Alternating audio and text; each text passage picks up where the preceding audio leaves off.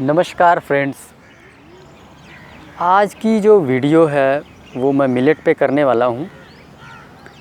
और आज बहुत इम्पोर्टेंट मिलेट के ऊपर बातचीत करने वाला हूँ मैं।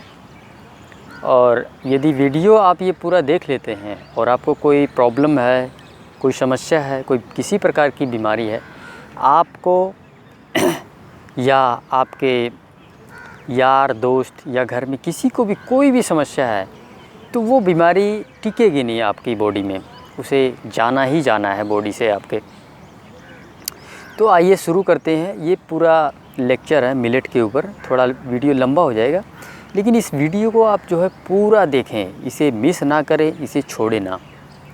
तो आइए शुरुआत करते हैं।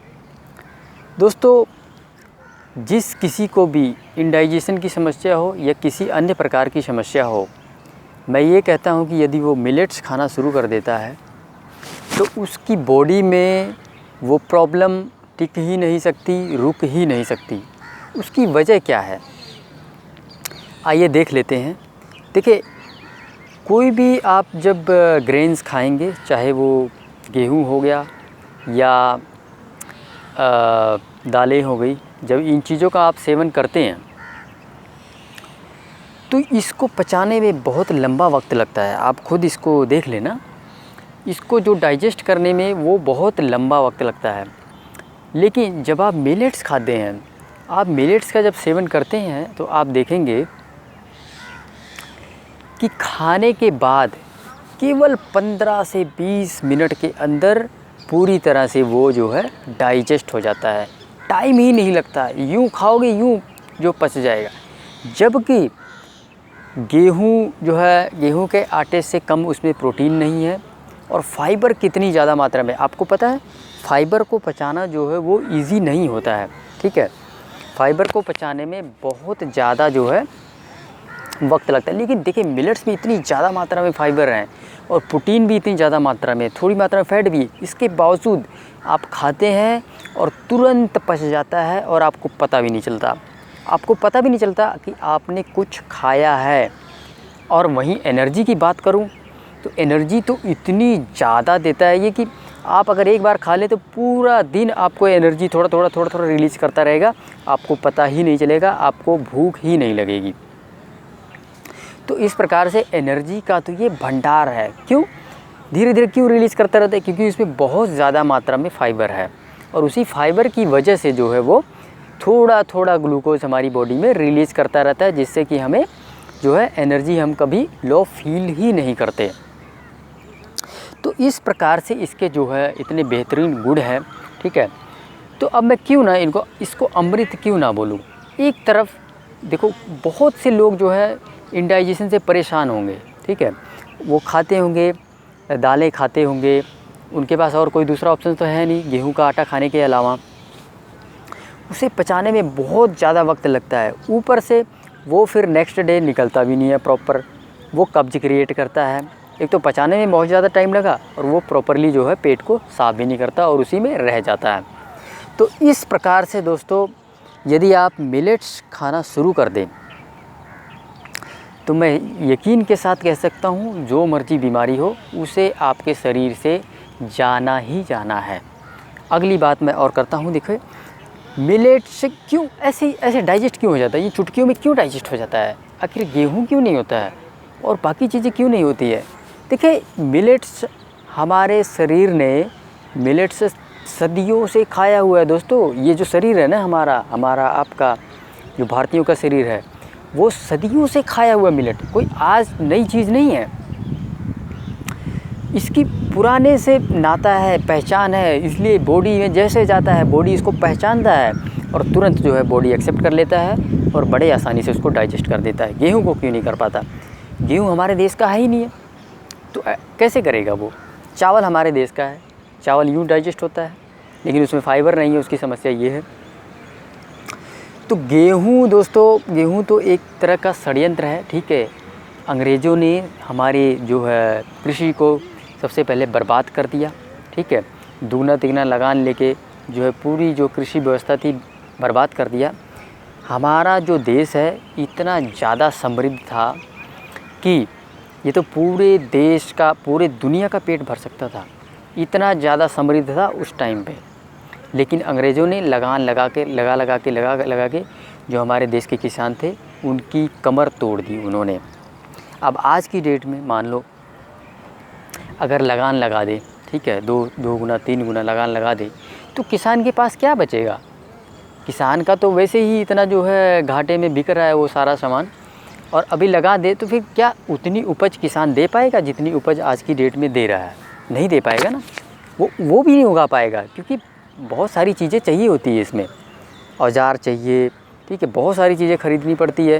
जब पैसा बचेगा ही नहीं किसान के पास तो उत्पादन कहाँ से कर पाएगा? वही चीज़ उस वक़्त हुआ, ठीक है। अंग्रेज़ों ने हमारे साथ जो किया ये वही जो है, उसी वजह से जो है हमारी जो है भूखमरी की हालत हो गई 1950-60 में। उसके बाद जो है मजबूरी में जो है हमारे देश को फ़ॉरेन कंट्री से गेहूँ लाना पड़ा। गेहूँ जो है उसके बाद बोना शुरू किया, और जो है हरित क्रांति, आप 1960-65-70 के दशक में हरित क्रांति के नाम पे जो हुआ है मशहूर, तो उसे वो गेहूँ ही है। तो दोस्तों इस प्रकार से हमारे देश में गेहूँ आया। उससे पहले की बात करें तो यही अनाज खाया जाता था। इवन कि मेरे मदर फादर को रिमेंबर है, वो तो उसके नाम तक बता देते हैं कि इनके हिंदी में क्या क्या नाम है, और ये बता देते हैं कि ये होता कितने दिन में था। इसको होने में महीने 1.5 महीने लगते हैं सिर्फ, और पानी बहुत कम मात्रा में। मुझे नहीं समझ आता कि ये जो अनाज है इसको गायब क्यों किया गया हमारे देश से। सभी बीमारियां फ़ॉरेन कंट्री से आ रही है, ठीक है। मैं कब्ज़ की अगर बात करूं तो आज भी मैं अपने गांव में चला जाऊं तो बहुत सारे लोगों को, 80-90% लोगों को तो कब्ज़ पता ही नहीं होगा कि कब्ज़ होता क्या चीज़ है। जब होगा किसी को कब्ज़ तभी तो पता लगेगा। 1.5-2 साल पहले तक मुझे बीपी का नहीं पता था, लेकिन आज मुझे सारी बीमारियों का पता है, झेलने के बाद ही पता चला ना। तो ऐसी बहुत सारी बीमारियां अगर मैं गांव में जाके पूछूं तो उनको पता ही नहीं होगा, लेकिन शहरों में बच्चे को पता है। क्यों? क्योंकि शहरों में वो सारी बीमारियां अवेलेबल है, उपलब्ध है। तो ये सभी बीमारियां जितनी भी आई हैं ये सब के सब बाहर की कंट्री की है, फ़ॉरेन कंट्री की बीमारियां। डायबिटीज़, ये अपना थायराइड, बीपी, कैंसर, कोलेस्ट्रॉल, ये सारी जितनी प्रकार की बीमारियां हैं, मोटापा हमारे देश में कैसे हो सकता है? हमारे देश में तो इतने मेहनती लोग हैं, कैसे हो सकता है? लेकिन क्या करोगे, सब जो कुछ है हम उनका नकल मार के कर ही जा रहे हैं, और जो है और बीमारियों का भी फिर हम बीमारियां भी ग्रहण कर रहे हैं उन सब की। और वो लोग तो चाहते हैं हम लोग बीमार रहें, ठीक है, तभी तो वो अपना प्रोडक्ट बेच पाएंगे। जैसे इंडिया पाकिस्तान की लड़ाई करा के वो अपने जो है वो सारी चीज़ें बेच रहे हैं, वही हाल है कि भाई इनको किसी तरह से जो है गलत खान पान में ले आओ और जो है इनको बीमार करो।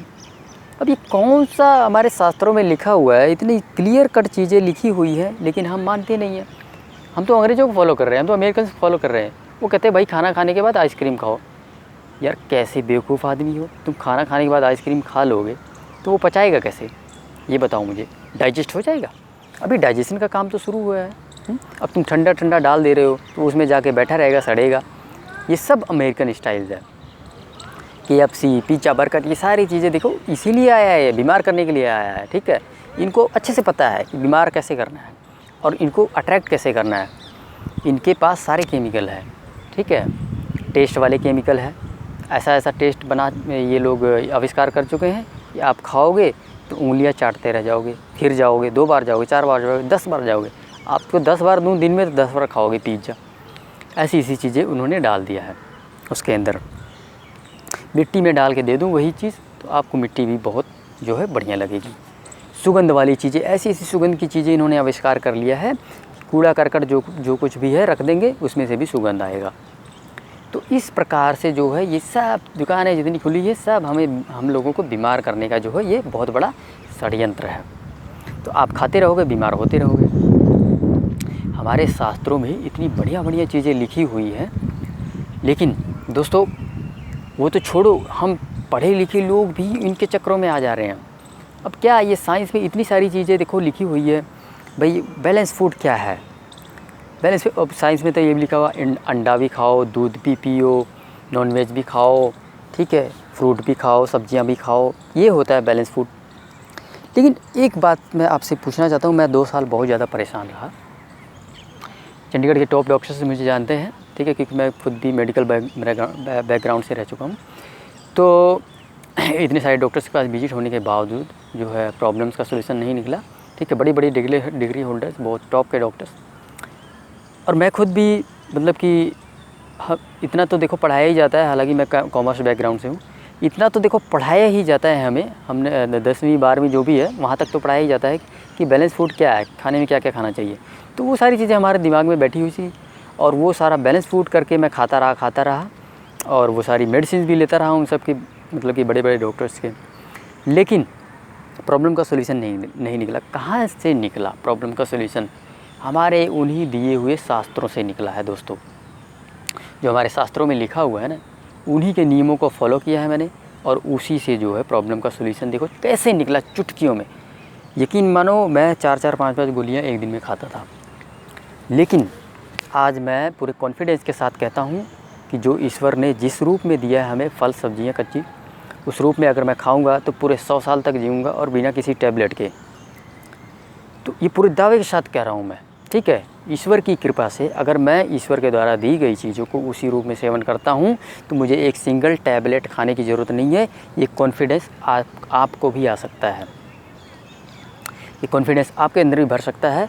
बस उसी चीज़ को फॉलो करना है दोस्तों, जो चीज़ें मैं कह रहा हूँ। ये कॉन्फिडेंस आपके अंदर भी भर जाएगा। यदि आप आज गोलियों का सेवन कर रहे हैं तो ये सारी की सारी गोलियाँ आपकी छूट जाएंगी।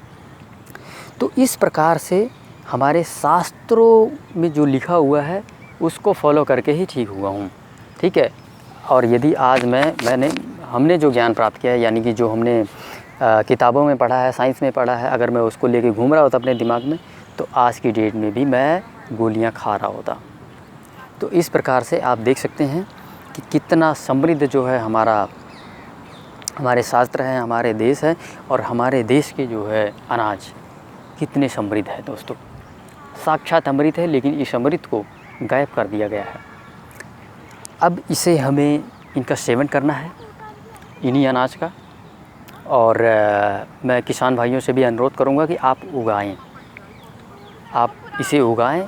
और दुनिया को तो चलो इतने लोग बता रहे हैं, मैं भी हूँ, ठीक है, कि इसके फ़ायदे, इसके गुणों के बारे में बता ही रहे हैं। तो आप लोग कंज्यूम करें और किसान भाई से उगाएं। और यही बीड़ा है दोस्तों कि जितनी भी बीमारियां हैं ना जो बाहर कंट्री से आएगी ना, मोटापा, शुगर, ये सारी चीज़ें, शुगर वुगर तो ये सारी ऐसे चुटकियों में जाती है। आप ये अनाज खा के देखो कैसे जाती है सारी बीमारियां। इन सब को हमने उखाड़ के बाहर फेंक देना है, कोई बीमारी नहीं रहने देना हमने देश में, ठीक है। ये जितनी सारी चीज़ें हैं, पिज्ज़ा, बर्गर, ये सारी चीज़ें हमने खाना ही नहीं है। तो हम फिर ये देखो, जब डिमांड ही नहीं रहेगा तो सप्लाई कहाँ से होगी? हमने खाना बंद कर देना है, बस नहीं खाना है इन सब चीज़ों को। तो दोस्तों इस वीडियो को यहीं समाप्त करते हैं। उम्मीद करता हूँ इससे आप ज़रूर कुछ ना कुछ आपको सीख मिली होगी। तो आप इस चैनल से जुड़ें, ये चैनल आपके लिए हमने शुरू किया हुआ है, आपकी सेवा के लिए सिर्फ शुरू किया हुआ है दोस्तों। इस चैनल से जुड़ें। मैं एक भी दिन देखो मिस नहीं करूँगा, हर एक दिन वीडियो डालूँगा दोस्तों। आज मुझे घर पे टाइम नहीं मिला तो मैं, ये मेरे ऑफिस के सामने है पार्क, चंडीगढ़ के बीचों बीच बहुत सुंदर पार्क है, आप देख सकते हैं। तो फिर आज मैंने पार्क में ही आके वीडियो बना दिया, ठीक है। क्योंकि देखो अगर एक भी दिन मिस कर दिया ना तो वो फिर हैबिट बन जाता है, ठीक है। सो मिस नहीं करना दोस्तों। मैंने कोई ना कोई वीडियो आप सभी लोगों के लिए डालते ही रहना है। ये मेरा मतलब कि एक हिस्सा मैंने दे दिया है, अपने जीवन का एक हिस्सा मैंने दे दिया है लोगों के नाम पे। क्योंकि देखो ये मैं तो यही कहूँगा कि जी इसी प्रकृति ने मुझे ज़िंदगी दिया है, और इसके नाम मैंने अपनी कुछ हिस्सा हर रोज़ का मैंने इसके नाम कर दिया है। सो इस वीडियो को यहीं समाप्त करते हैं दोस्तों। थैंक यू, धन्यवाद।